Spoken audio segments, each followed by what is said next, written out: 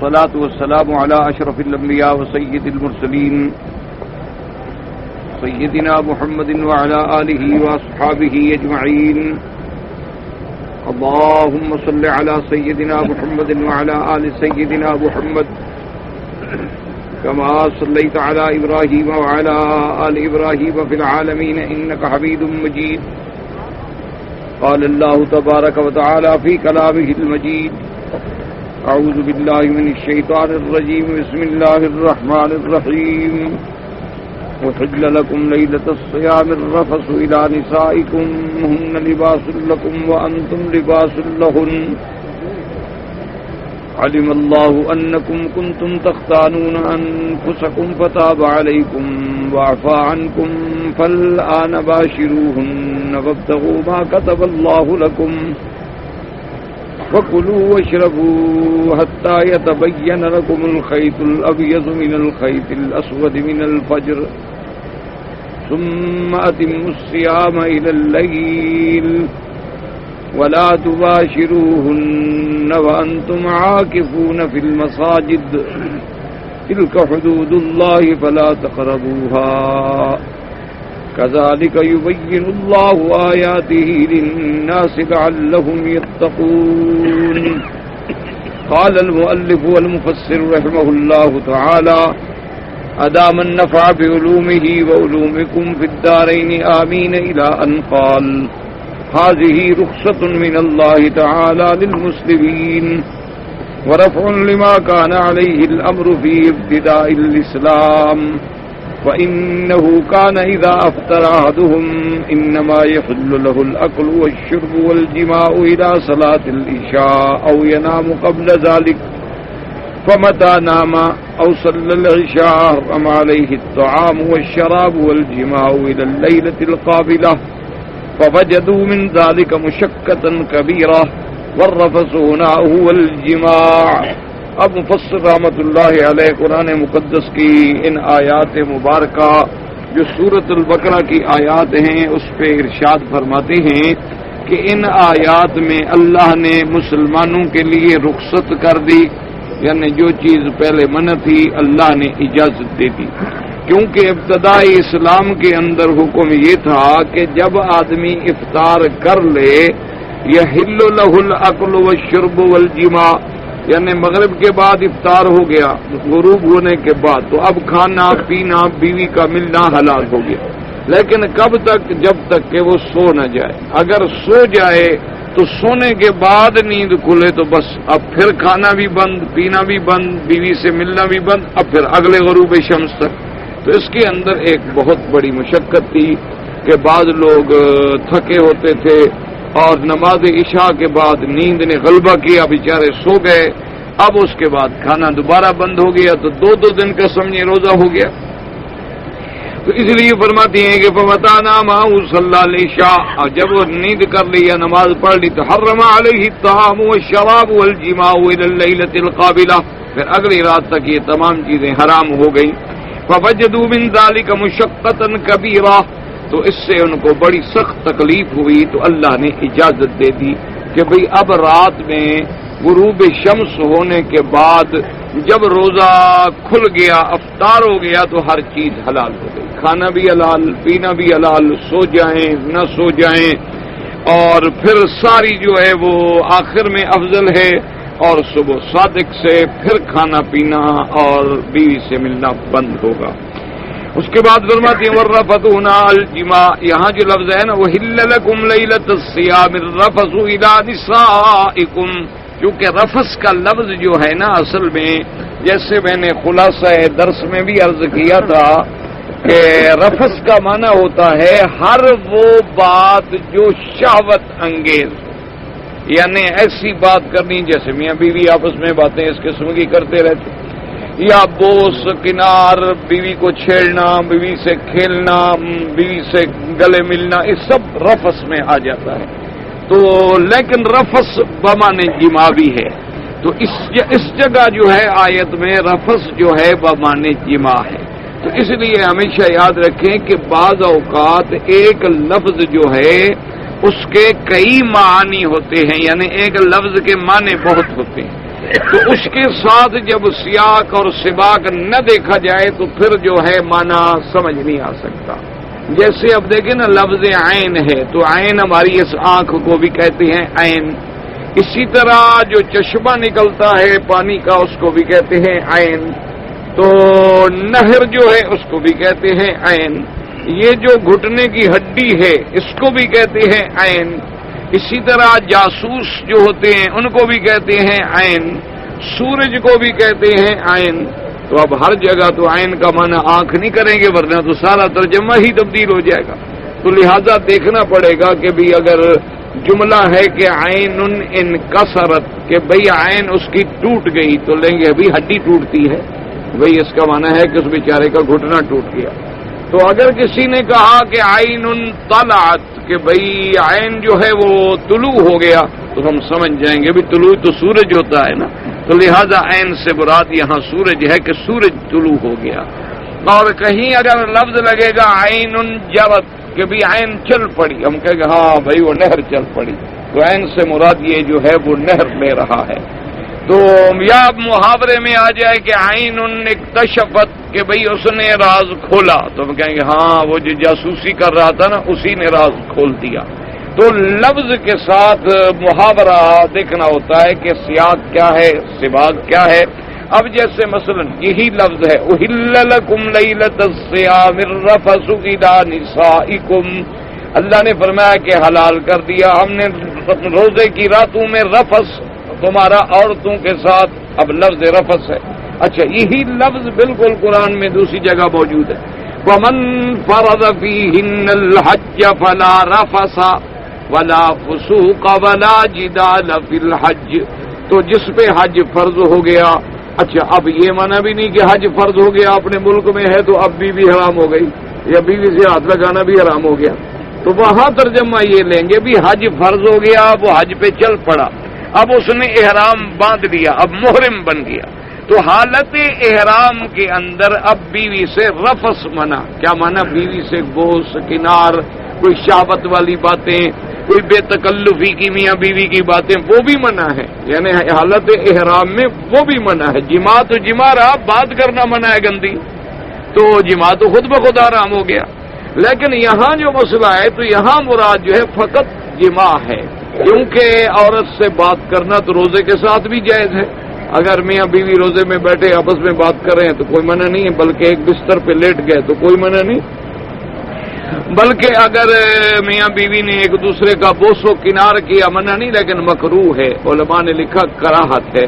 کیوں کراہت کس لیے ہے کہ کہیں پھر کسی حرام میں نہ پڑ جائے انسان ہے. تو اللہ تبارک و تعالی رحمت فرمائے کہ بھی وہ حرام کا ارتکاب نہ کر بیٹھے. تو اس لیے ہمیشہ یہی لفظ ہوتے ہیں جن سے اللہ پاک رحمت فرمائے اور اللہ ہمیں بھی آپ کو بھی ہدایت دے. بعض اوقات لوگ جو ہیں نا جی وہ بات سمجھتے نہیں یا پھر آمدن کرتے ہیں اللہ بچائے. جیسے کہ ایک منکر حدیث نے حضور صلی اللہ علیہ وسلم کی حدیث کا وہ منکر ہے. تو اس کے نے ایک جناب حدیث میں آتا ہے حضور صلی اللہ علیہ وسلم کی بیوی سیدہ عائشہ رضی اللہ تعالی عنہا فرماتی ہیں کہ کان یباشرنی وانا حائض کہ حضور صلی اللہ علیہ وسلم مجھ سے مباشرت فرماتے تھے اور میں حیض کی حالت میں ہوتی تھی. تو اب اس پہ اس نے جناب حاشیے لکھ ڈالے اور کتابیں لکھ ڈالی اور نوجوانوں کے ایمان کو خراب کر ڈالا کہ دیکھو جناب یہ حدیث ہو سکتی ہے کہ عورت حیض میں ہو اور اس کے ساتھ کوئی جماع کرے. ایک عام آدمی بھی یہ بات اچھی نہیں سمجھتا. ایک کوئی عقل مند شریف آدمی بھی اپنی بیوی کے ساتھ حیض کے عالم میں جماع نہیں کر سکتا اور اللہ کا نبی. تو اس کا معنی یہ ہے کہ حدیث ہی غلط ہے. یہ معنی نہیں ہے کہ نعوذ باللہ کیوں نے کہا جی ایسی حدیث کیسے ہو سکتی ہے کہ بھئی حضور صلی اللہ علیہ وسلم اپنی بیوی سے حالانکہ جہالت ہے. اچھا اب اس نے کیوں کی یا تو بات سمجھا نہیں اللہ جانے یا آمدن شرارت ہے کہ اسلام کے خلاف ایک بات پیدا کرو نئی نئی باتیں اٹھاؤ. حالانکہ لفظ مباشرت ہے. اچھا اب مباشرت کے معنی جماع بھی ہے. مباشرت کا ماننا میاں بیوی کا کٹھے لیٹنا بھی ہے. بشرے کا بشرہ سے التقا بھی ہے. بندے کا بندے سے ملنا یہ بھی مباشرت ہے. تو بی بی صاحبہ کے فرمان کا مقصد یہ تھا کہ حیض کی حالت میں یہ نہیں ہوتا تھا جیسے یہودی لوگ کرتے تھے کہ عورت حیض میں ہے تو اس کا کمرہ بھی علیحدہ، برتن بھی علیحدہ، کھانا بھی علیحدہ، پینا بھی علیحدہ، جب تک پاک نہ ہو وہ خامد کے کمرے میں بھی داخل نہیں ہو سکتی۔ یہ یہودیوں کی رسم تھی، یا جیسے ہمارے ملک میں یہ ہندوؤں کی رسمیں ہیں۔ تو بی بی صاحبہ یہ بتا رہی ہیں کہ میں حیض کی حالت میں ہوتی تھی، حضور میرے ساتھ لیٹتے تھے، میرے ساتھ بات کرتے تھے، ہاتھ ملاتے تھے، تو یہ بات ہے، اس سے مراد جماع کا لفظ ہے کہاں؟ لفظ مباشرت ہے، اور محاورات میں دیکھنا پڑے گا۔ اور یہ ترجمہ ہم نے کیوں کیا کہ اللہ کے قرآن نے جب نبی کو بتلا دیا کہ بھئی حیض کی حالت میں عورت سے ملنا حرام ہے، تو اللہ کا نبی تو معصوم ہے، وہ حرام کا ارتکاب کیسے کر سکتا ہے؟ اس لیے وہاں وہ ترجمہ ہوگا جو میرے مدنی کے شان کے مطابق ہے، اور جو شریعت کے مطابق ہے، اور جو بات حلال ہے شریعت میں۔ اسی طرح حدیث میں آتا ہے کہ میرے آقا نے سیدہ عائشہ صدیقہ رضی اللہ تعالی عنہ سے فرمایا کہ ناولینی الخمرۃ من المسجد، آپ نے فرمایا بی بی مسجد سے مصلی جو ہے لے کر مجھے دے دو، مصلی لے لو میں نماز پڑھوں۔ تو بی بی نے کہا نا حائض یا رسول اللہ، حضور میں تو حائضہ ہوں، حائض کی حالت میں ہوں، تو میں مسجد میں مصلی کیسے لے لوں؟ تو حضور نے فرمایا ان حیضۃ کو لیست بیدک، کو حیض تمہارے ہاتھوں میں تو نہیں ہے، تمہارا گھر مسجد کے قریب ہے، یہاں سے بیٹھے بیٹھے مصلی اٹھا لو، میں نے تمہیں یہ تھوڑا کہا کہ مسجد میں جاؤ۔ مقصد تو یہ ہے کہ یہاں سے بیٹھے ہوئے ہاتھ داخل کر کے کوئی چیز مسجد سے لے لینے سے کوئی مسجد ناپاک تھوڑی ہو جائے گی۔ تو اس لیے یہ مسائل سمجھائے گئے۔ تو یہاں بھی معنی یہ ہے کہ احل لکم لیلۃ الصیام الرفث الی نسائکم، تو یہاں رفث جو ہے وہ بمعنی جماع کے ہے۔ جیسے بعض لوگ جو ہیں اللہ معاف فرمائے، اللہ معاف فرمائے کہہ دیتے ہیں، جیسے کافر کہتے تھے نا جی، مشرکین کہتے تھے کہ دیکھو جی اگر قرآن اللہ کا کلام ہے تو پھر اللہ نے یہ مکھی مچھر کی باتیں کیوں کی ہیں قرآن میں؟ اللہ نے کہیں مکھی کی مثال دے دی، کہیں مچھر کی مثال دے دی، خدا کے کلام میں مکھی مچھر، یہ مکھی مچھر تو گندی چیزیں ہیں، یہ ان کا ذکر کیوں آ گیا؟ لہذا یہ دلیل ہے کہ نعوذ باللہ خدا کا کلام ہی نہیں۔ تو اللہ نے رد کیا کہ ان اللہ لا یستحیی ان یضرب مثلا ما بعوضۃ فما فوقها، اللہ نے فرمایا بدبختو، حق کے بارے میں اللہ استحیا نہیں فرماتے کہ مثال بیان کریں، حقیر چیز کی مثال بھی حقیر سے دی جائے گی۔ جب کافروں کی مثال ہوگی تو کسی گندی چیز کے ساتھ ہی ہوگی، کوئی اچھی چیز کے ساتھ تھوڑی ہوگی۔ جب چیز ہی حقیر ہو تو مثال حقیر چیز کے ساتھ دی جاتی۔ اسی لیے جیسے بعض لوگ جو ہیں وہ شور مچا، دیکھو جی قرآن میں جماع کا لفظ آ گیا اور قرآن میں خنزیر کا نام آ گیا، تو یہ جاہلیت کی باتیں ہیں، یہ جاہل لوگوں کے اعتراض ہوتے ہیں، کیونکہ اگر اللہ کا قرآن ہمیں یہ مسئلے نہیں سمجھائے گا تو کون سمجھائے گا؟ اگر ہمیں وضو کا طریقہ حضور پاک صلی اللہ علیہ وسلم نہیں سمجھائیں گے تو کون سمجھائے گا؟ اگر ہمیں غسل جنابت کے مسائل اللہ کے پاک پیغمبر نہیں بیان فرمائیں گے تو پھر کون فرمائے گا؟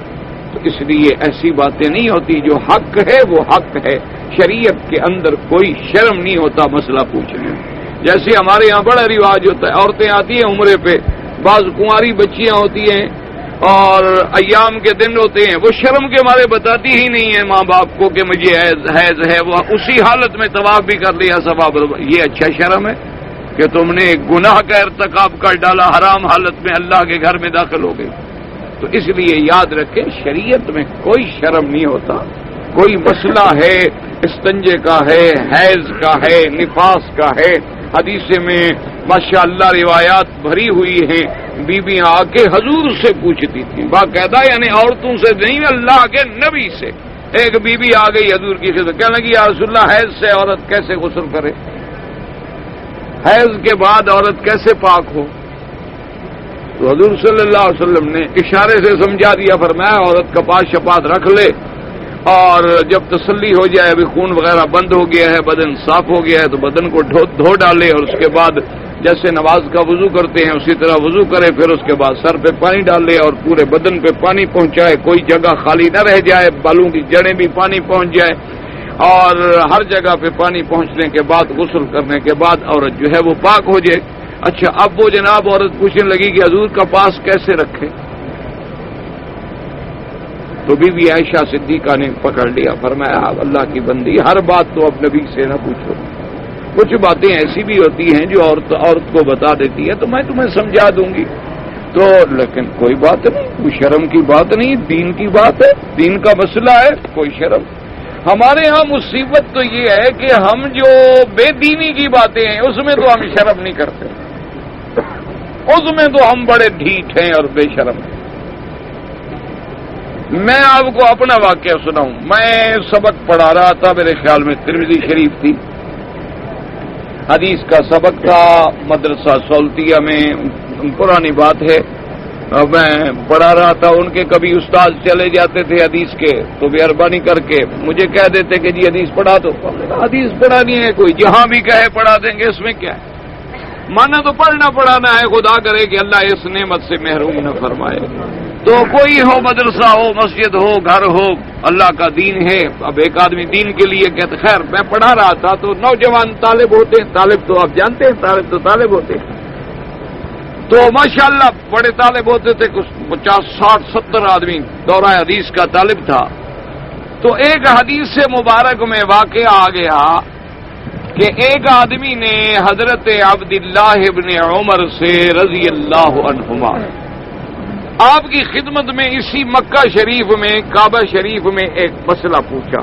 اس نے کہا کہ حضور میں اپنی بیوی کے ساتھ حج پہ آیا، حج ہم نے الحمدللہ کر لیا، عرفات گئے، رات کو مزدلفہ آئے، پھر صبح کو مینا آئے، ہم نے کنکری ماری، قربانی کی، بال کٹائے، اور اس کے بعد پھر ہم مکہ شریف آ گئے طواف زیارت کرنے کے لیے۔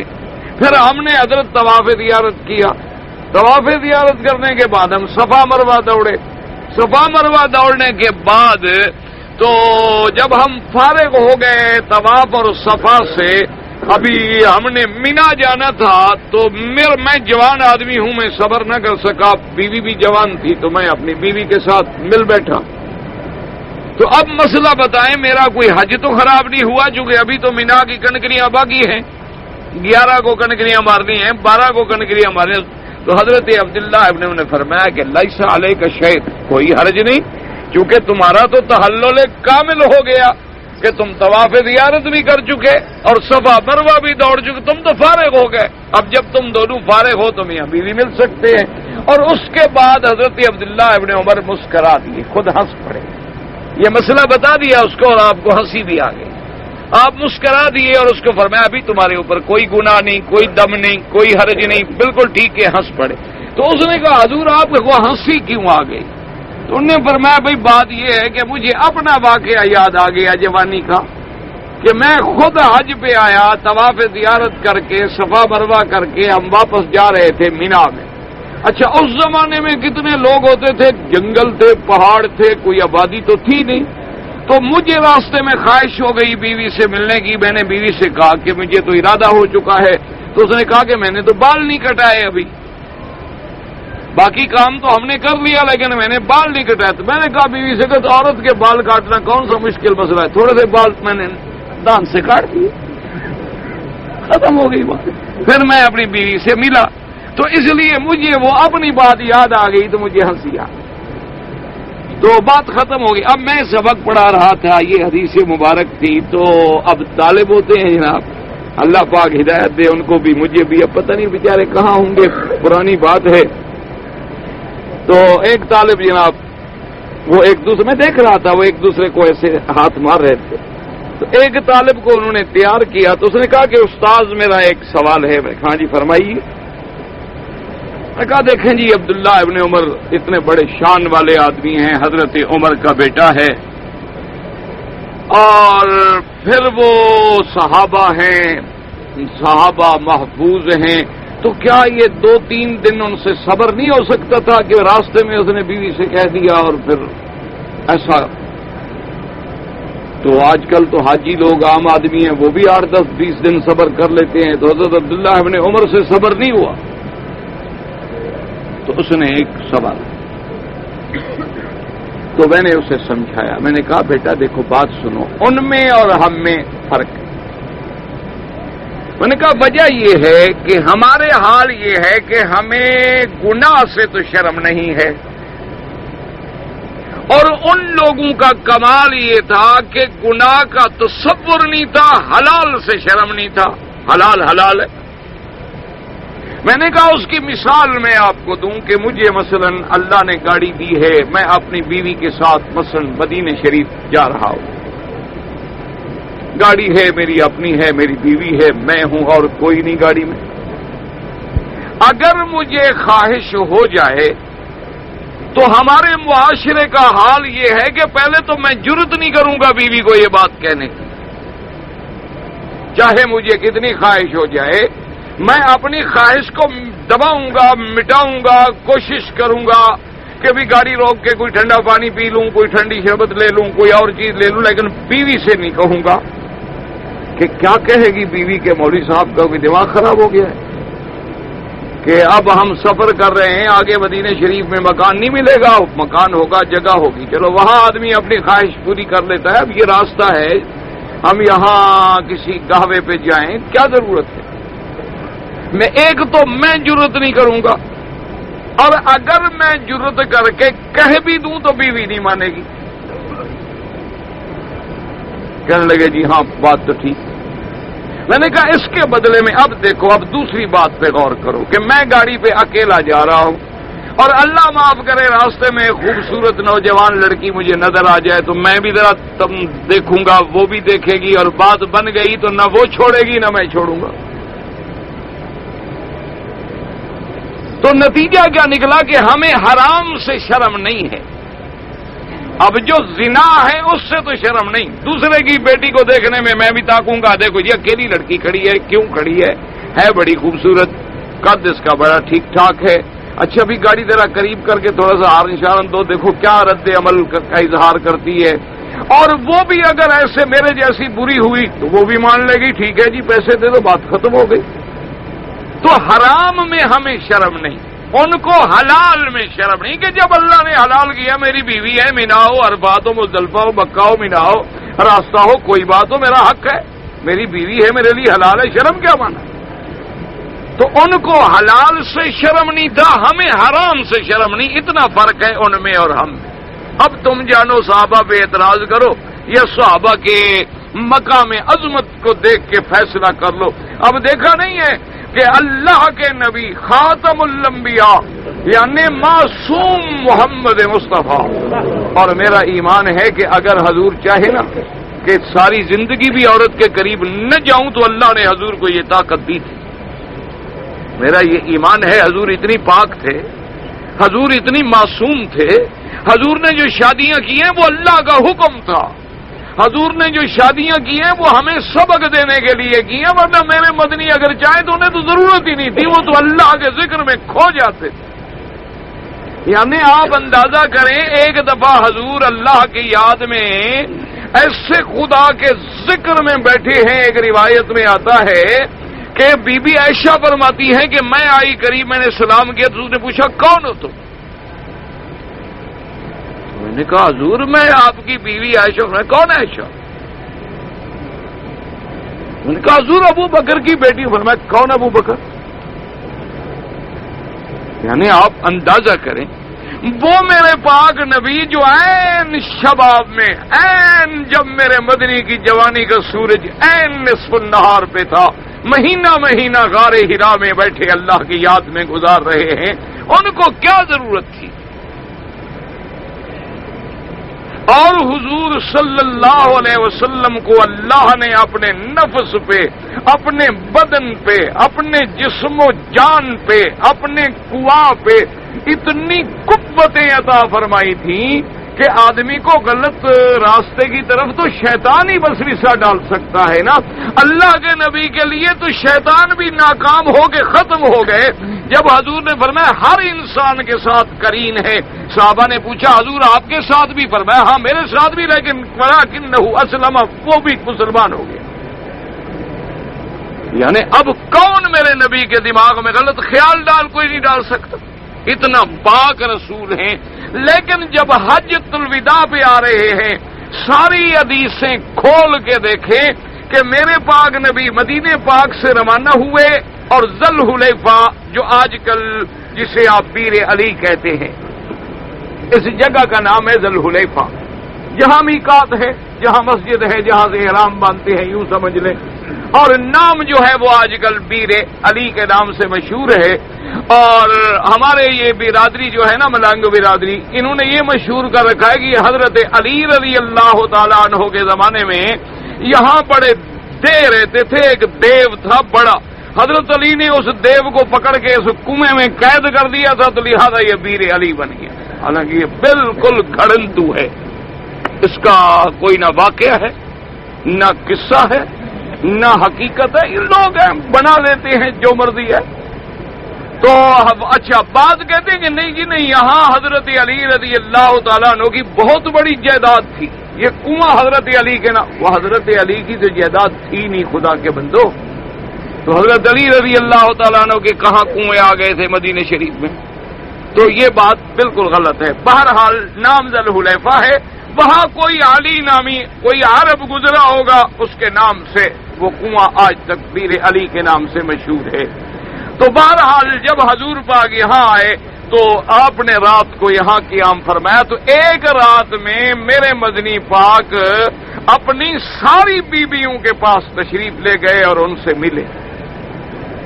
ساری بیویوں سے ملے، غسل کیا، پھر صبح احرام کے لیے علیحدہ غسل فرمایا. پھر آپ نے نماز پڑھی اور نماز کے بعد آپ نے لبیک اللہم لبیک شروع فرمایا. تو اب وجہ کیا تھی کہ میرے نبی نے تعلیم دی کہ اگر کوئی آدمی میاں بیوی ہے، جگہ موجود ہے، تو حج کے احرام سے پہلے ملنا جو ہے یہ بھی سنت ہے، تاکہ دونوں کے دل و دماغ میں کوئی خیالات نہ رہیں، کوئی شعبانیت نہ رہے، اور دونوں صاف ہو کے اللہ کے راستے میں چلیں. تو ایک سبق دینا تھا ہمیں، تعلیم دینی تھی ہمیں، ورنہ اللہ کے نبی تو معصوم ہوتے ہیں. اور پھر حلال ہے تو حلال سے کوئی شرم کی بات بھی نہیں. آپ نے دیکھا نہیں کہ اللہ تبارک و تعالیٰ نے ایک تو واقعہ اصل کا ہے اور ایک واقعہ بی بی ماریا قبطیہ کا ہے. تو حضور نے فرما دیا نا کہ میرے لیے حلال نہیں، تو اللہ نے قرآن نازل کر دیا، یا ایھا النبی لم تحرم ما احل اللہ، جو ہم نے حلال کیا ان کو کیوں آپ حرام کر. اس لیے ہمیشہ یاد رکھیں کہ یہ مسئلے جو ہیں نا جی، ان لوگوں کو بڑے عجیب لگتے ہیں کہ دیکھو جی قرآن میں یہ مسئلہ آ گیا، اب روزے کی رات میں جناب بیوی حلال ہو گئی، اب جناب ہم روزے میں ہوں گے، اب ضروری ہے کہ آدمی کوئی رات کو جماع کرے. تو یہ باتیں نہیں ہیں، بلکہ اللہ نے ہمارے لیے آسانیاں پیدا کی، اللہ پاک نے ہم پر رحمت فرمائی ہے. تو اس لیے اللہ کے قرآن کو دین سمجھ کے سمجھا کریں، سطحی باتوں میں نہ جایا کریں. حلال حلال ہے. دیکھو نا جی، اب یہ پانی حلال، اب میں آپ کے سامنے پیوں، کسی کے سامنے پیوں، کوئی عیب ہے؟ اگر اللہ نہ کرے اگر یہ حرام ہو تو پھر اس کا پینا، پھر چھپانا، پھر چپنا، پھر بدبو آنا، پھر یہ ہونا، پھر مسائل پیدا ہوں. تو اللہ نے آپ کے لیے بیوی حلال کی ہے، تو اللہ نے رعایت کر دی کہ دن میں روزہ ہے، آدمی ہے میاں بیوی، رات کو نے وقت ملا ہے مل سکتے ہیں، کوئی بات نہیں، حلال ہے. اس لیے فرماتے ہیں وقالہ ابن عباس وعطاء ومجاہد وسعید بن جبیر وطاؤس وسالم بن عبد اللہ وعمر بن دینار والحسن وقتادہ والزہری والضحاک وابراہیم النخعی والسدی وعطاء الخراسانی وقال حیان قولہ تعالی ہن لباس، یعنی یہ سب حضرات نے یہی کہا کہ رفث کا معنی جو ہے جماع ہے بس. وقولہ تبارک وتعالی ہن لباس لکم وانتم لباس لہن. قال ابن عباس جاء حسین بیان سکتا ہے قال یعنی ہن سکن لکم وانتم سکن لہن. اللہ نے فرمایا کہ بیویاں تمہارے لیے اوڑھنا بچھونا لباس ہیں اور تم ان کا لباس ہو. تو بعض علماء نے سلف صالحین نے فرمایا کہ اس معنی یہ ہے کہ ہن سکن لکم وانتم لہن سکن، یعنی عورت تمہارے تسکین کے لیے ہے، تمہارے سکون کے لیے، اور تم ان کے سکون کے لیے. جیسے لباس میں آدمی کو سکون ملتا ہے نا، گرمی ہے سردی ہے، لباس پہن لیا تو آرام مل گیا. اللہ نے عورت بنائی اسی لیے ہے کہ تمہیں آرام پہنچائیں. جیسے فرمایا وَمِنْ آيَاتِهِ أَنْ خَلَقَ لَكُم مِّنْ أَنفُسِكُمْ أَزْوَاجًا لِتَسْكُنُوا إِلَيْهَا وَجَعَلَ بَيْنَكُم مَّوَدَّةً وَرَحْمَةً. اللہ نے فرمایا کہ میں نے عورتیں تمہاری جنس سے پیدا کر دی، یعنی اللہ نے ہماری جنس سے، آدم کی اولاد میں سے عورت کو بھی پیدا کیا اور مرد کو بھی پیدا. اچھا، دونوں کی جنس علیحدہ ہوتی تو پھر وہ سکون کہاں حاصل ہوتا؟ یعنی ایک جن سے ہوتی، ایک انسان سے ہوتی، مرد ادھر سے ہوتا، عورت ادھر سے ہوتی. جب جنس سے نہ ملے تو وہ تسکین جو ہے آدمی کو حاصل نہیں ہو. اچھا، پھر اللہ نے ہمارے سکون کے لیے کتنی بڑی رحمت فرمائی کہ آدم علیہ السلام کے بائیں پسلی سے زندہ آدم سے عورت کو نکالا. یعنی اندازہ فرمائیں کہ آدم علیہ السلام کو بغیر ماں باپ کے پیدا کیا، اور پھر آدم علیہ السلام کی بائیں پسلی سے عورت کو زندہ، اسی لیے اما حوا کو کہتے ہیں حوا. حوا مانا زندہ بدن سے نکالی گئی. تو آدم علیہ السلام نیند میں سے سو رہے تھے اور اللہ پاک نے بی بی حوا کو پیدا کر دیا. اٹھے دیکھا تو ایک عورت بیٹھی ہے. تو اب اس بالکل یعنی ایک جسم سے جو نکلے تو ان کا تو آپس میں فطری طور پر تقاضا ہوتا ہے محبت کا. قدرتی بات ہے کہ جنس صرف ایک نہیں بلکہ جسد بھی ایک ہو گیا اسی. اچھا، پھر خدا کی قدرت یہ ہے کہ اللہ نے بائیں پسلی سے نکالا، اور دل انسان کا بھی بائیں جانب ہوتا ہے. دل جو ہے نا انسان کا، یہ بائیں جانب ہوتا ہے. کبھی کبھی لاکھوں میں ایک دائیں بھی ہو سکتا ہے، لیکن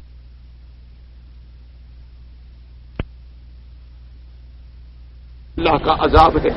تو اس لیے بہرحال بعض علماء نے فرمایا کہ لباس کا معنی ہے سکون. جیسے لباس میں تمہیں آرام ملتا ہے، عورت سے تمہیں آرام پہنچتا ہے اور تمہاری وجہ سے اسے سکون ملتا ہے، تسکین ملتی ہے. وَقَالَ رَبِّ مَنَسِنْهُنَّ لِحَافٌ لَكُمْ وَأَنْتُمْ لِحَافٌ لَهُنَّ. یہ انہوں نے فرمایا جیسے وہ تمہارے لیے چادر لحاف ہے، تم اس کے لیے کیا مانا، وہ تمہیں چھپا رہی ہے، تم اسے چھپا رہے ہو، گناہوں سے بچا رہے ہو. کہ اللہ نے مرد کو عورت کے لیے، عورت کو مرد کے لیے گناہوں کے لیے ڈھال بنا دیا کہ مرد بھی گناہوں سے بچ جائے اور عورت جو ہے وہ بھی گناہوں سے بچ جائے. اس لیے حضور پاک نے فرمایا کہ اگر انسان کبھی باہر نکلے اور کسی غیر محرم عورت پہ نظر پڑے تو اس کو چاہیے فلیرجع الی اہلہ، فوراً اپنے گھر میں آ کے اپنے حلال سے استفادہ کرے. فرمایا جو اللہ کے بندے، جو چیز تم کسی غیر کے پاس ڈھونڈنا چاہتے ہو اللہ نے وہ تیرے لیے حلال کے اندر بھی رکھی ہوئی ہے، تو تم اپنے حلال سے استفادہ کرو. اسی لیے حکم ہے کہ عورت اپنے خامند کی اس مسئلے میں اطاعت کرے اور انکار نہ کرے، کیونکہ اس کا حق ہے کہ وہ جب چاہے، دن ہے رات ہے، الا عورت معذور ہے، بیمار ہے، حیض ہے، نفاس ہے، ورنہ اس کے علاوہ عورت کو شریعت میں اس سے انکار کرنے کی اجازت نہیں ہے. اور حضور پاک نے فرمایا کہ سب سے اچھی عورت ہی وہ ہوتی ہے اذا نظر الیہا سرتہ، کہ جب خامند کی نظر پڑے تو خامند خوش ہو جائے. یعنی کیا مانا کہ عورت آگے اچھا لباس، اچھا غسل کر کے صاف ستھری بیٹھی ہے، خامند دیکھے. یہ نہیں کہ وہ ایسے لباس میں ہو کہ جب بھی خامند کی نظر پڑے تو خامند کو الٹیاں آنی شروع ہو جائیں، تو اس کے بعد وہ لازمی بات ہے کہ وہ پھر دوسری طرف جائے گا، فطری بات ہے. فرمایا کہ عورت کے لیے یہ شرط ہے. حضور نے فرمایا اب دیکھیں نا عرب کے اندر یعنی جب عورتوں کی شادی ہوتی تھی نا تو وہ اپنی بیٹیوں کو نصیحت کرتی تھیں کہ بیٹی تمہارے بدن سے خامند کو کبھی گندی ہوا نہ آئے، بس ایک بات کو یاد رکھیں کہ خامند تیرے کو تیرے لباس سے، تیرے بدن سے، تیرے قرب سے کبھی ریحا کریحا نہیں آنی چاہیے. بس ہر وقت جو ہے تم صاف رہو، لباس میں رہو، عطر میں، خوشبو میں، تاکہ تمہارے خامند کو تسکین ملے، تمہارے خامند کو خوشی میسر.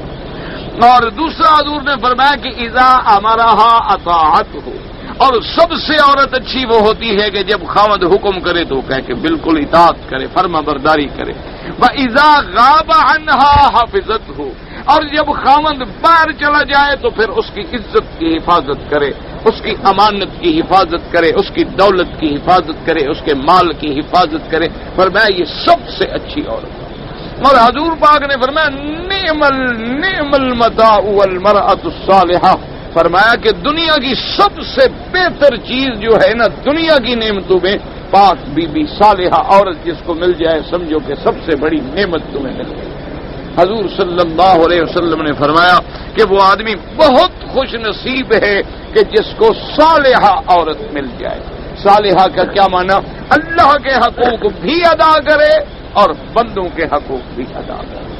کہ نماز کا وقت ہے، نماز ہے، روزہ ہے، حج ہے، زکوٰۃ ہے، اور حضور نے فرمایا سب سے اچھی بیوی وہ ہے جو تہجد کے وقت خامند کو جگائے، اور سب سے اچھا خامند وہ ہے جو تہجد کے وقت اپنی بیوی کو جگائے، اور وہ نہ جاگے تو پانی کے چھینٹے مار کے بھی اٹھائے، کیوں بے تکلفی تو ہے نا آپس میں، میاں بیوی ہے کہ جی اٹھو اٹھو نماز پڑھ لو، کیا فرق پڑتا ہے 10 منٹ پہلے اٹھ گئے تو کیا ہو جائے۔ وہ فرمایا وہ سب سے اچھی بیوی، فرمایا سب سے اچھا خامند وہ ہے جو اپنی بیوی کو اور اپنے بچوں کو جہنم سے بچاتا ہے۔ یا ایھا الذین آمنوا قوا انفسکم واہلیکم نارا، اللہ نے فرمایا کہ اپنے آپ کو بھی اور اپنے اہل کو بھی جہنم کی آگ سے بچاؤ۔ تو لہذا اللہ نے عورت کو ایک بہت بڑی نعمت بنایا ہے، اللہ نے عورت کو ایک بہت بڑا مرتبہ بخشا ہے، عظمت بخشی ہے، لیکن شریعت کے حدود کے اندر۔ جب شریعت کے حدود کو ہم توڑ دیتے ہیں تو عورت عورت نہیں رہتی، مرد مرد نہیں رہتا، پھر دونوں حیوان بن جاتے ہیں۔ پھر ایسے ہے جیسے کسی گوشت کو بازار میں لٹکا دو تو وہ ہر پرندہ پھر مارتا رہتا ہے اس کو۔ اللہ پاک آپ کو بھی اور مجھے بھی دین کی اور اتباع کرنے کی توفیق دیں۔ وحاصلوا ان الرجل والمرأة كل منهما يخالط الاخر وما سوى يضاجعوا فناس من يرخص لهم في المجامعة في ليل رمضان لئلا يشق ذلك عليهم ويحرجوا۔ اب فرماتی ہیں مفسر فرماتے ہیں کہ خلاصہ کیا نکلا ان باتوں کا کہ ان الرجل والمرأة كل منهما يخالط الاخر، چونکہ میاں بیوی آپس میں ایک دوسرے سے ملتے ہیں، مزاح کرتے ہیں، بے تکلف ہوتے ہیں، تو اب مناسبت اسی میں تھی کہ اللہ ان کو رمضان کی راتوں میں مجامعت کی اجازت دے دیں تاکہ ان پر مشقت رہو، کیونکہ میاں بیوی اکٹھے رہتے ہیں، مذاق بھی ہو سکتی ہے، ایک دوسرے کو دیکھ کے آدمی کی طبیعت میں خواہش بھی ہو سکتی ہے، تو اللہ نے رعایت فرما دی کہ بھی دن کو تو روزہ ہے لیکن رات کو تمہارے لیے بیوی جو ہے وہ حلال۔ اذا مزجی سناجیدہا تداعت فکانت علیہ لباسا، جیسے کہ شاعر نے کہا کہ اپنا جب میرے ساتھ لیٹنے والی اپنی گردن کو ٹیڑھا کرتی ہے تو پھر میں چاہتا ہوں کہ گویا میں اس کا لباس ہو جاؤں اور وہ میرا لباس ہو جائے، یعنی ہم ایک دوسرے سے مل جائیں۔ وكان السبب في نزول هذه الآية كما تقدم في حديث معاذ الطويل۔ وقال أبو إسحاق البراء بن عازب قال كان أصحاب النبي صلى الله عليه وسلم إذا كان رجل صائما فنام قبل أن يفطر لم يأكل إلا بصيام۔ اب جناب فرماتی ہیں کہ سبب نزول جو ہے اس آیت کا، حضور کے زمانے میں ابتداء اسلام میں صحابہ اگر سو جاتے تھے تو سونے کے بعد پھر کھانا پینا سب منع تھا۔ قال وان قيس بن سرمة الانصاري رضي الله تعالى عنه كان صائما وقال يوم في ذلك يوم في ارضه فلما حضر افطرت امراته وقال هل عندك كتاب قالت لا ولكن انطلق فاطلب لك فغلبت عينه ونام وجاءت امراته والمارات نائم قالت خيبة لك نمت فلما انتصف النهار غشي عليه فذكر ذلك النبي صلى الله عليه وسلم۔ حضرت قیس بن سرمہ انصاری صحابی ہیں میرے مدنی پاک کے رضی اللہ تعالیٰ عنہ، وہ اپنے باغ میں کام کرتے رہے، دن میں بڑے تھکے ہوئے تھے، شام کو جب آئے بیوی سے پوچھا زندہ کتاب ان تیرے پاس کوئی کھانے کو ہے، کوئی چیز ہے کہ میں افطار کروں کھا لوں؟ تو بیوی نے کہا کہ کچھ نہیں ہے، لیکن تم صبر کرو، انطلقو میں دوسروں کے گھر میں جا کے کسی ہمسائے سے مانگتی ہوں۔ بی بی صاحبہ کھانا ڈھونڈنے کے لیے گئی، ان پہ نیند غالب آ گئی، سو گئے۔ اب بی بی صاحبہ کچھ لے کے آئیں، دیکھا تو وہ تو سو گیا ہے، کہنے لگی خیبۃ لک، ہائے افسوس تم پر کہ تم تو سو گئے، اب تو کھانا پھر حرام ہو گیا، اب تو اٹھنے کے بعد تم کھانا کھا نہیں سکتے۔ تو اب وہ جب بیچارہ اٹھا تو پھر روزہ تو شروع ہو گیا، منع تھا اس کے بعد کھانا۔ تو جب دن ہوا تو اس کو بے ہوشی کے دورے پڑنے لگ گئے کہ پہلے بھوکھا تھا، پھر رات گزر گئی، پھر دن گزر گیا، تو اب بیچارے بے ہوشی کے دورے آ گئے۔ حضور پاک نے پوچھا کیا بات ہے، انہوں نے یہ قصہ سنایا تو اللہ نے قرآن نازل کر دیا کہ اب رات کو کھانا بھی جائز، پینا بھی جائز، بیوی بھی حلال، سو جاؤ نہ سو جاؤ، جب تک صبح صادق نہ ہو سب کچھ حلال ہے۔ أُحِلَّ لَكُمْ لَيْلَةَ الصِّيَامِ الرَّفَثُ إِلَىٰ نِسَائِكُمْ إِلَىٰ قَوْلِهِ تَعَالَىٰ كُلُوا وَاشْرَبُوا حَتَّىٰ يَتَبَيَّنَ لَكُمُ الْخَيْطُ الْأَبْيَضُ مِنَ الْخَيْطِ الْأَسْوَدِ مِنَ الْفَجْرِ وَفَرِحُوا بِهَا فَرْحًا شَدِيدًا۔ جب یہ اللہ نے قرآن اتارا تو صحابہ بڑے خوش ہوئے کہ مولا نے ہم پہ کتنا بڑا کرم کر دیا ہے۔ وَلَفْظُ الْبُخَارِي هَٰهُنَا مِن طَرِيقِ أَبِي إِسْحَاقَ سَمِعْتُ الْبَرَاءَ رضي الله تعالى عنه قال لما نزل صوم رمضان كانوا لا يقربون النساء رمضان كله وكان الرجال يخونون أنفسهم۔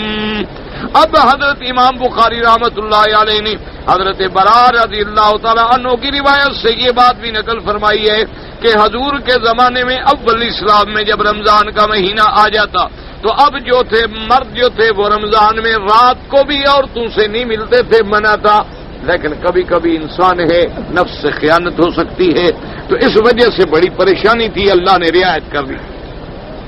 وَأَنزَلَ اللَّهُ تَعَالَى عَلِمَ اللَّهُ أَنَّكُمْ كُنتُمْ تَخْتَانُونَ أَنفُسَكُمْ فَتَابَ عَلَيْكُمْ وَعَفَا عَنكُمْ وقال علي بن ابي طلحه بعد قال كان مسلمون في شهر رمضان اذا صلوا العشاء حرم عليهم النساء وتاملا بصيام القابله۔ اور یہ روایت میں آتا ہے کہ مسلمان ابتدائی اسلام میں جب عشاء کی نماز پڑھ لیتے تھے تو اب رات کو ان کو بیوی کا ملنا بھی حرام ہو گیا، بس پھر اگلے رات تک۔ ثم ان اناسا من المسلمين اصابوا من النساء والطعام في شهر رمضان بعد العشاء، تو بعض صحابہ جو ہیں وہ عشاء کے بعد بعض کھانا کھا بیٹھے، بعض اپنی بیویوں سے مل بیٹھے، اب بڑے پریشان ہوئے کہ ہم کیا کریں۔ حضرت منہم عمر بن الخطاب رضی اللہ عنہ، حضرت عمر بن الخطاب بھی ان میں سے تھے، وہ بھی اپنی بیوی سے مل بیٹھے۔ فشکوا ذلک الی رسول اللہ صلی اللہ علیہ وسلم، انہوں نے آ کے حضور کی خدمت میں درخواست کی کہ یا رسول اللہ بڑا مشکل ہے، دن میں بھی اور رات میں بھی انسان سو گیا اور بھوکا ہے، کھانا نہیں کھایا، پھر کھانا بند، پینا بند، بیوی بند، تو ہمارے لیے بڑا مشکل مسئلہ ہے۔ اللہ نے قرآن نازل کیا، علم اللہ انکم کنتم تختانون انفسکم فتاب علیکم وعفا عنکم فالآن باشروہن الآیہ۔ وقد روى الله في ابن عباس وقال موسى وقدم ابن عباس قال ان الناس كانوا قبل ان ينزل في الصوم هذا فيهم ياكلون ويشربون ويخرجون من شان النساء فاذا نام احدهم لم يطعم ولم يشرب ولا ياتي اهله حتى يفطر من القابله فبلغنا ان عمر بن الخطاب رضي الله تعالى عنه بعد نام ووجب عليه الصوم وقال اهله ثم جاء إلى النبي صلى الله عليه وسلم وقال أشكو إلى الله إليك الذي صنعته قال وما صنعت قال إني سولت لي نفسي فوقعت إلى أهلي بعد ما نمت وأنا أريد الصوم فزعموا النبي صلى الله عليه وسلم قال وما كنت خليقا أن تفعل ونزل الكتاب۔ اب جناب فرماتے ہیں کہ حضور کے زمانے میں ابتدائے امر میں یہ بات تھی کہ جب روزہ افطار ہو جاتا تو کھاتے پیتے بیوی سے ملتے، لیکن جب تک کہ نیند نہ کریں، جب سو جاتے تو بس اب کھانا بھی بند، پینا بھی بند، عورت بھی بند۔ تو ایک دن اتفاق ایسا ہوا کہ حضرت عمر رضی اللہ تعالیٰ عنہ سو گئے اور نیند سے جب بیدار ہوئے تو اپنی بیوی سے مل بیٹھے۔ ملنے کے بعد فوراً دوڑے حضور کی خدمت میں آئے کہ اشکو الی اللہ ثم الیک، یا رسول اللہ میں اپنے اللہ کے آگے بھی درخواست پیش کرتا ہوں اور آپ کے آگے بھی درخواست رکھتا ہوں کہ میں تو بڑی غلطی کر بیٹھا، میں تو ہلاک ہو گیا۔ آپ نے فرمایا کیا غلطی کر بیٹھے؟ انہوں نے کہا حضور میں سو گیا تھا، مجھے نیند آ گئی، نیند سے اٹھا تو پھر میں بیوی سے مل بیٹھا۔ تو آپ نے فرمایا عمر تمہارے جیسے آدمی کو ایسا کرنا تو نہیں چاہیے تھا، تمہیں ضبط کرنا چاہیے تھا اپنے نفس پہ، لیکن اللہ نے رعایت فرما دی کہ بندوں سے اب اتنا بڑا صبر کرنا جو ہے مشکل ہے، تو لہٰذا اللہ پاک نے رخصت عطا فرما دی۔ تو یہی میں نے عرض کیا، اب دیکھو نا جی حضرت عمر ہیں، یعنی ان سے غلطی ہوئی فوراً دوڑے اور حضور کی خدمت میں آ گئے، یا رسول اللہ مجھ سے غلطی۔ اور ہم جو مرضی آئے کرتے پھریں، ہمیں کبھی احساس ہوا ہے؟ یہی فرق ہے ایمان کا اور ہمارے کمزور ایمان کا۔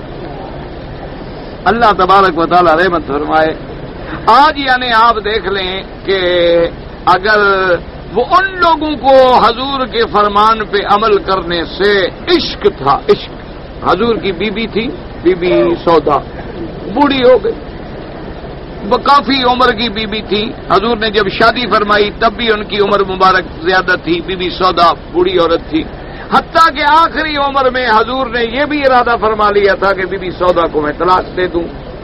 تو بی بی سودا کو جب پتہ چلا تو انہوں نے عرض کیا کہ یا رسول اللہ اب میں بوڑھی ہو گئی ہوں اور میری ایک تمنا ہے کہ میں جیسے دنیا میں آپ کی بیوی ہوں آخرت میں بھی آپ کی بیوی رہوں، تو مجھے آپ کیوں محروم کرتے ہیں جنت سے؟ اگر آپ طلاق دے دیں گے پھر تو میں آپ کی بیوی نہیں بنوں گی قیامت۔ تو آپ مہربانی فرمائیں مجھے طلاق نہ دیں، میں اپنا دن جو ہے وہ بی بی عائشہ کے لیے چھوڑ دیتی ہوں، میں تو اب بوڑھی ہو گئی، مجھے تو خواہش ہے نہیں۔ تو حضور پاک نے رعایت فرما دی، طلاق نہ دی، اور اس کے بعد وہ حضور کی بیوی رہی۔ اچھا اب دیکھیں شریعت کا مسئلہ یہ ہے کہ اگر کسی کا بھائی مر گیا، بیٹا مر گیا، باپ مر گیا، خدا نہ کرے مرنا ہم سب نے ہے، اپنے اپنے وقت پہ مرنا ہے، تو اسلام یہ کہتا ہے کہ 3 دن تک تم سوگ میں رہ سکتے ہو۔ سوگ کا معنی یہ نہیں ہوتا کہ کالے کپڑے پہن لو یا مٹی ڈالو یا چیخو پکارو، معنی یہ ہے کہ 3 دن تعزیت، آنا جانا، ذرا آدمی اپنے گھر میں رہے، اپنے دکھ میں رہے، 3 دن کے بعد خلاص بس اب اپنا کام کریں، اپنا آئیں جائیں ملیں اٹھیں بیٹھیں۔ اگر خامد مر جائے تو پھر عورت 4 مہینے 10 دن انتظار کرے گی، ورنہ چاہے باپ بھی مر جائے صرف 3 دن عزا کے ہوتے ہیں، 3 دن کے بعد کوئی عزا نہیں۔ اچھا اب بی بی صاحبہ کے رشتہ دار فوت ہو گئے تو 3 دن جب گزرے نا جی، تو بی بی صاحبہ نے اپنی نوکرانی سے کہا کہ بیٹی پانی رکھو اور میں غسل کرتی ہوں اور میرے سر میں تیل لگاؤ اور کنگھی لے آؤ اور میرے بال ٹھیک کرو۔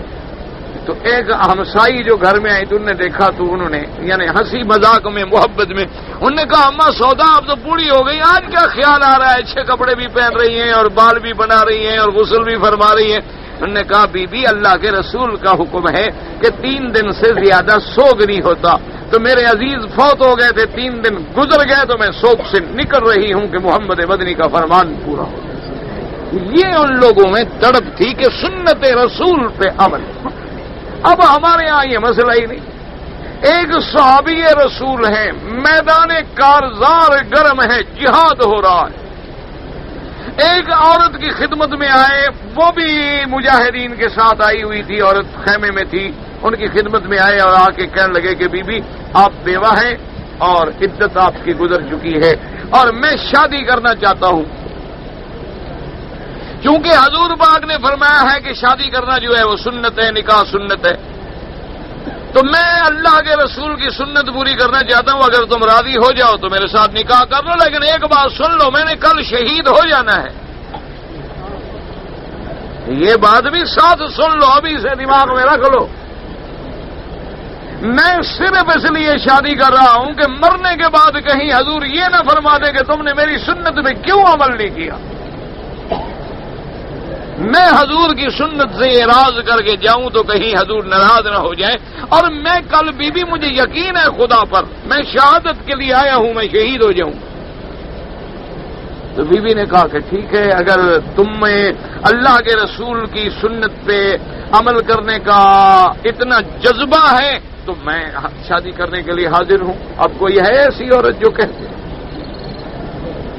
آج کل تو عورت شریف وہ سمجھی جاتی ہے کہ خامن مر جائے، جوان عورت ہو شادی نہ کرے، کہتے ہیں جی ماشاءاللہ بڑی شریف عورت ہے، خامن مر گیا جناب بیٹھ گئی، پھر گئی نہیں بس ختم، بہت شریف عورت، یہ نہیں کہ منکر رسول بھی ہے، منکر خدا بھی ہے شریف۔ اسی طرح اللہ تبارک و تعالی معاف کرے، اس نے کہا دیکھو بات سنو، 6 خامن میرے پہلے شہید ہو چکے ہیں، میرا بھی کوئی مقدر میں ہے جو مجھ سے شادی کرتا ہے وہ شہید ہو جائے، اگر تم ساتھ میں بننا چاہتے ہو تو آمنا و صدقنا، میں حاضر ہوں، حضور کا حکم ہے، تم نے خطبہ کیا ہے، بلاؤ گواہوں کو، نکاح پڑھو، نکاح پڑھا، رات میں میاں بیوی اکٹھے رہے، صبح کو غسل کیا، جا کے جنگ لڑی، شہید ختم۔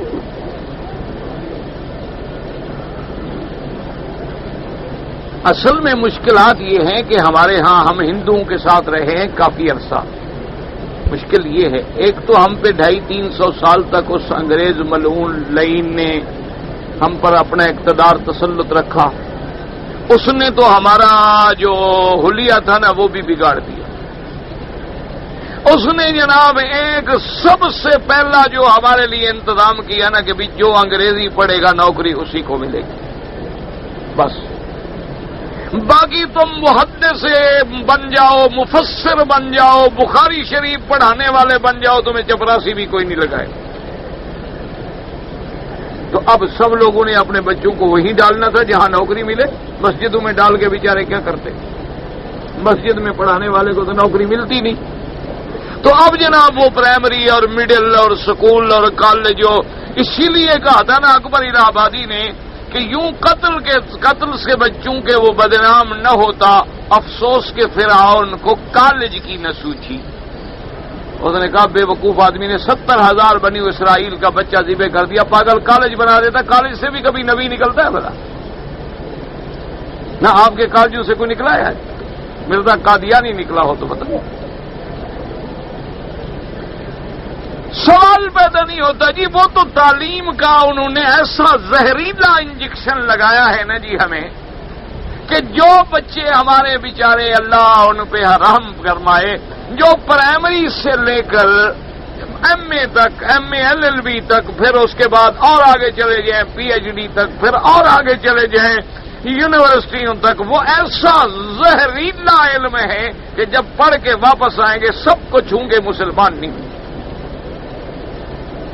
صرف نام ہوگا مسلمانوں والا بس. باقی ان کا اٹھنا بیٹھنا کھانا پینا شکل صورت لباس تمدن چھری کانٹا ٹائی 3 پیس سوٹ فلور پہ ڈانس کلب سب وہی چیزیں آ جائیں گی جو اس ظالم نے ان کے دماغ میں ڈالی. انہوں نے ایک وہ کر دیا. دوسرا، ہم ہندوؤں سے اتنی مکس رہتے تھے کہ وہ ہندوؤں کی پوری جو عادات تھی نا جی وہ عورتوں کے ذریعے ہمارے گھروں میں بھی داخل ہو. اب دیکھیں ہماری جب شادی ہوگی آپ نے دیکھا ہوگا نا کہ وہ دولہے کو جی وہ سرخ دھاگا باندھو، لوہے کا ایک بیت پکڑوا دو، عورت کے ساتھ چھری رکھ دو، گھوڑے پہ چڑھاؤ دولہے کو، جو کبھی گدھا پہ بھی نہ بیٹھا ہو، شادی والے دن گھوڑے پہ وہ بیچارہ بیٹھا اوپر مر رہا ہوتا ہے، اس کی شادی وہیں ہو جاتی ہے گھوڑے پہ بیٹھے بیٹھے. بھائی ایک انسان کبھی گھوڑے پہ نہ چڑھا ہو اس کا کیا ہوگا؟ آپ خود تجربہ کریں. چلو ہمارے مرزا صاحب تھے جہاں باز اللہ اس کی قبر پہ رحمت فرمائے، فوت ہو گئے. شاہ عطا اللہ شاہ صاحب بخاری رحمت اللہ علیہ کے ساتھیوں میں تھے، بہت بڑا انقلابی آدمی تھا، بڑا عجیب آدمی تھا. ہم ایک جلسے میں اکٹھے جا رہے تھے، بڑی پرانی بات ہے، مبارک پور کا کوئی اسٹیشن تھا مجھے یاد پڑتا ہے، پرانی سی بات ہے یاد تو اب نام ایسے یاد پڑتا ہے.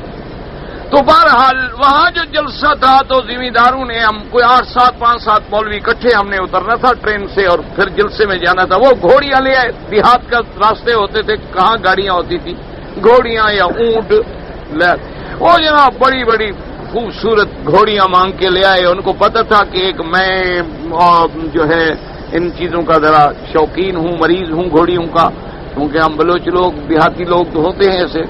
تو وہ بڑی خوبصورت گھوڑیاں مانگ کے لے آئے. تو انہوں نے کہا جی یہ تو سب سے شرارتی ہے. میں نے کہا یہ مرزا صاحب کو دے دیں، ایسے مذاق میں. تو مرزا صاحب کہیں کہ نہیں میں نے آپ کے ساتھ بیٹھا ہے. انہوں نے کہا عقل کی بات کرو، گھوڑی پہ آدمی خود بیٹھتا ہے وہ آرام سے رہتے، جو پیچھے بیٹھتے تو اس کو تکلیف ہوتی، اور پھر تم میرے پیچھے بیٹھتی ہو، میری بیوی بن کے بیٹھو گے، لوگ دیکھیں گے ہنسیں گے بھی پیچھے کیا بٹھایا ہوا ہے. کہتے اچھا تو اکیلا؟ یار میں تو آج تک گھوڑے پہ چڑھا نہیں. میں نے کہا کیا ہو گیا؟ خدا کے بندے گھوڑی ہے وہ کھا تھوڑی جائے گی. تم بادشاہ اللہ انگریزوں کی تم نے 11 سال قید کاٹی ہے یار، گھوڑے سے ڈرتے ہو. تو اس کو ہم نے تقریر کی، پمپ کیا، وہ تیار ہو گیا غریب. اب جناب وہ گھوڑے پہ بیٹھنے لگا تو خود چھلانگ لگائی تو حضرت نیچے. انا للہ و انا الیہ راجعون. اب سب ہنس رہے. وہ جس کی دعوت تھی مجھے یاد ہے، اس کا نام تھا غلام حیدر، ایسے کوئی نام تھا. تو وہ مرزا صاحب جناب اب کمر پکڑ کے بیٹھے ہوئے اور کہتے ہیں مکی صاحب ایک حیدر وہ تھا جس نے خیبر کا دروازہ توڑ دیا ہے کہ اے بےمان مینو ٹکرے. اے بھی حیدر ایک شکل ویک اے بھی حیدر. میں اس کا کیا قصور ہے؟ کہتا کیوں قصور نہیں؟ میں نے بتایا تھا کہ میں گھوڑی پہ کبھی نہیں چڑھا تو مجھے ضروری سی شرارتی گھوڑی پہ بٹھانا تھا. اب میں تو آؤں گا پیدل، آپ لوگ جائیں. وہ بیچارہ 3-4 میل پیدل آیا. اللہ اس کی قبر پہ رحمت کرے اور اللہ ہماری شرارت بھی معاف کرے. اور شرارت میں ہمارا بھی حصہ تھا. اللہ پاک ہمیں بھی معاف کر دے. اللہ اس کو بھی اس کے درجات بلند فرمائے. اللہ اس کی قبر پہ رحمتیں کر دے. ہمارا ساتھی تھا بیچارہ. تو اب دیکھو نا جی گھوڑے پہ بٹھاتے ہیں. وہ کیا کہ مجھے بتاؤ کہ اسلام کا حکم ہے کہ شادی والے دن دولہے کو گھوڑے پہ بٹھاؤ؟ اللہ رسول کا حکم. حضرت علی کو حضور نے گھوڑے پہ بٹھایا تھا؟ نہ ایمان سے کہو. آخر بھئی سب سے محبوب بیٹی ہے حضور کی بی بی فاطمہ، ان کی شادی جو ہو رہی ہے محبوب ترین داماد ہے حضرت علی، اور یہ وہ داماد ہے جس کے بارے میں اللہ نے حکم دیا ہے کہ اس کو اپنی بیٹی دے دو. تو اس حضرت علی رضی اللہ تعالی، حالانکہ حضرت علی تو شاہ سوار تھے، عرب تو شاہ سوار ہے گھوڑے کا، حضرت علی تو بطل من ابطال الاسلام تھے، ان کے لیے تو گھوڑے پہ چڑھنا کوئی بات ہی نہیں تھی، وہ تو اتنا بڑے مجاہد تھے کہ جن کے پاؤں اگر بیٹھے تو ان کے رانوں کو گھوڑے پہچان جاتے تھے کہ مجھ پہ بیٹھنے والا کون ہے۔ عرب کی سواری کا تو یہ عالم تھا کہ 4 5 گھوڑے شاہ سوار کے نیچے مر جاتے تھے، وہ گھوڑا بدل لیتا تھا، وہ مر جاتا تھا، پھر وہ گھوڑا بدل لیتا تھا، لیکن وہ بھی کبھی چڑھے شادی والی رات گھوڑے پہ۔ اور ہمارے ہاں جہاں اللہ کی رحمت ہے ماشاء اللہ سبحان اللہ، نہ گھوڑا ہے نہ گھوڑے کی نسل ہے، نہ گھوڑا ہے نہ گھوڑے کے کچھ سمجھنے والے رہے ہیں، نہ پہچان، لیکن دوڑے بیچارے اوپر پڑا ہے، کوئی ادھر سے پکڑا، وہ بیچارہ اوپر بیٹھے ہوئے جیسے غریب کی شادی نہیں، کوئی جنازہ جا رہا، بندہ ہوا مصیبت میں مارا ہوا غریب، کیا کرے۔ اچھا، جس نے کبھی سر پہ دوپٹہ نہیں رکھا اس دن کلہا رکھا، ٹھیک ہے، کیا وجہ؟ نہ اس دن جو دولہے کو کلہا رکھتے ہو، کلہا اگر یہ مرد کی علامت ہے تو آگے پیچھے تم عورتیں بن جاتے ہو، کیوں پگڑی نہیں باندھتے ہو؟ اور اگر یہ مرد کی علامت، اچھا پھر کلہا، اور کلہا کے آگے پھر پھولوں کے ہار لٹکائیں گے اور وہ ایسی دیوار بنائیں گے کہ اچھا خاصا شریف آدمی اندھا ہو جائے، آگے تو دیوار آ گئی، اب وہ بیٹھ گئی، وہ غریب دیکھے سی تو یوں کرتا ہے، غریب کیا کرے؟ یہ کیا ہے؟ اسلام ہے یہ، اسی کا نام اسلام ہے،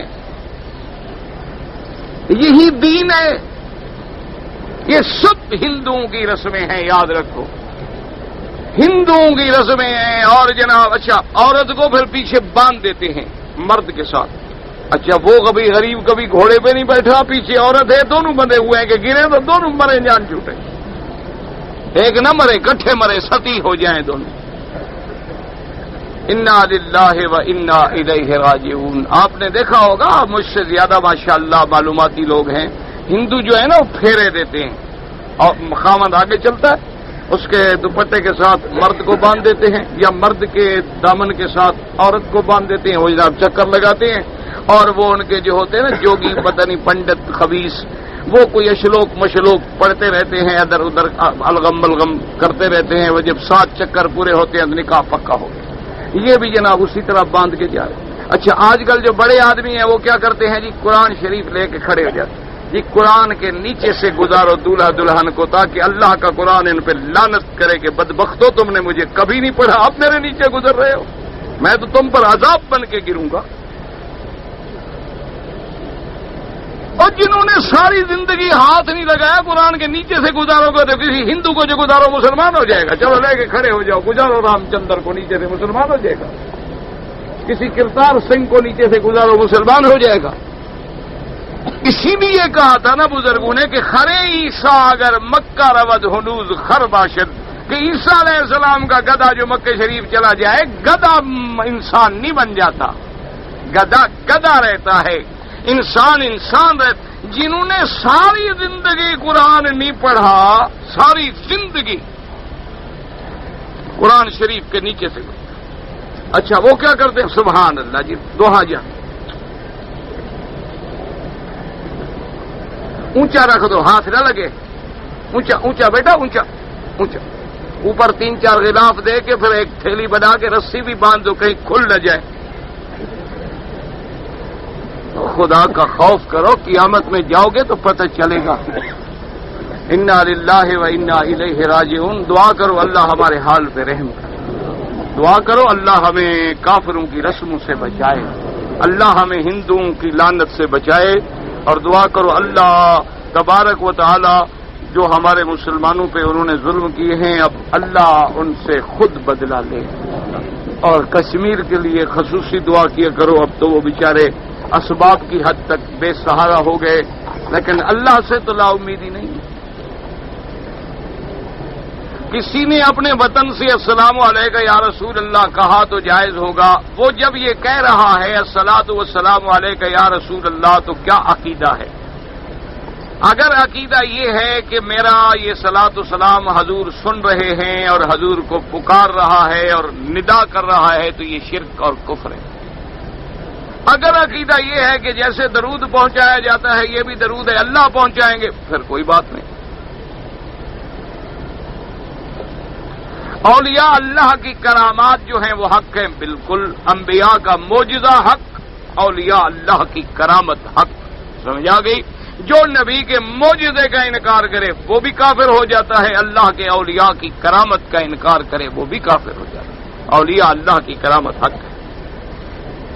امام ابو حنیفہ رحمۃ اللہ علیہ نے فرمایا تھا کہ میری تقلید نہ کرو، وہ تو بالکل ہر آدمی یہی کہتا ہے۔ مانا یہ ہے کہ میں اپنی بات نہیں کرتا ہوں، جو کرتا ہوں محمد مدنی کی بات کرتا ہوں، بات کو سمجھا کروں۔ مانا یہ ہے کہ میری بات کوئی ایسی نہیں ہے کہ میں بات کروں اور حضور کے بات کے خلاف ہو، اللہ معاف کرے تو پھر تو کوئی بھی نہیں کرتا۔ تو امام ابو حنیفہ رحمۃ اللہ علیہ کی جو بات ہم لیتے ہیں اس بنا پہ لیتے ہیں کہ ہمیں ان کی دیانت، امانت اور فہم پہ یقین ہے کہ وہ جو بات کریں گے قرآن و حدیث سے کریں گے، یہ معنی ہوتا ہے۔ سمجھ آ گئی بات کو سمجھا کریں۔ مثلا آپ کسی عالم سے مسئلہ پوچھنے جاتے ہیں تو کیا یقین ہوتا ہے آپ کا بھی یہ عالم ہے، مجھے قرآن و سنت کی روشنی میں صحیح بات بتائے گا۔ اب یہ معنی تھوڑا ہوتا ہے کہ وہ مولوی اپنی بات بتائے گا۔ اب تم کہو مثلا جی میں کراچی سے آیا، مثال سمجھو جی میں کراچی سے آیا، عمرے کے لیے آ رہا تھا، اور ویسے باقی ہر چیز الحمدللہ، پاسپورٹ، ٹکٹ وغیرہ، کپڑے شپڑے، تحفے تحف سب میں نے سنبھال کے رکھے، سب ٹھیک ٹھاک، صرف ذرا احرام یاد نہیں رہا۔ میں نے احرام نہیں باندھا اور مکہ شریف میں آ گیا۔ جب مکے میں آ گیا تو لوگوں نے کہا کہ احرام باندھا، میں نے احرام سے دیا۔ اب مسئلہ بتائیں تو ہم کہیں گے کہ بھائی تم نے میقات سے تجاوز کیا، بغیر احرام کے گزر آئے، اب عمرہ بھی کرو اور ایک بکری دم بھی دو۔ اب بتایا تو میں نے ہے لیکن حکم کس کا ہے؟